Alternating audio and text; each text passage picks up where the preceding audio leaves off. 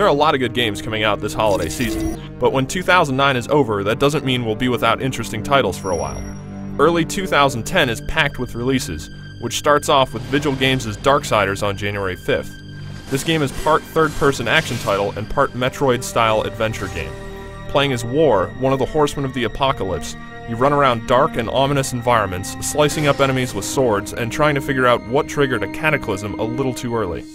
We're told by Vigil that it should take the average gamer anywhere from 15 to 20 hours to complete on the first playthrough, and that's without finding absolutely everything in the game. So what keeps you playing? Well, more items.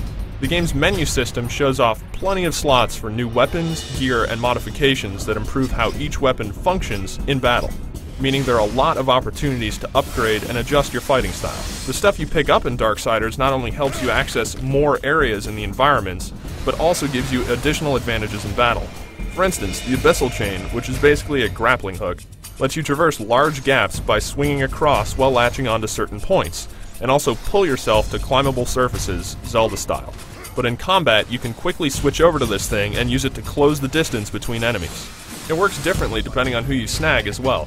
If it's a small target, you'll pull them over to you, but if it's a large enemy, you'll actually fly over to them. And staying on the move is important if you want to effectively clear out battle arenas or topple some of the bosses. Then there's the Crossblade, which is basically a boomerang, and can be used to solve puzzles or cause some severe abdominal discomfort in foes. The combat, from what I've seen so far, seems to stay moving at a pretty decent clip, and it seems as though switching between targets and different weaponry can be done without much of a break in the action. This holds true while dodging and jumping around, and even hopping onto War's horse, named Ruin.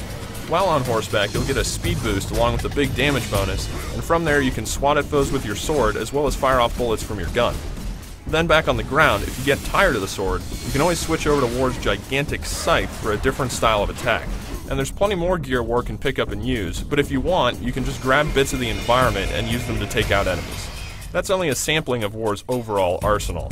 There's more we decided not to show here, including something anyone familiar with the line, "the cake is a lie," should appreciate.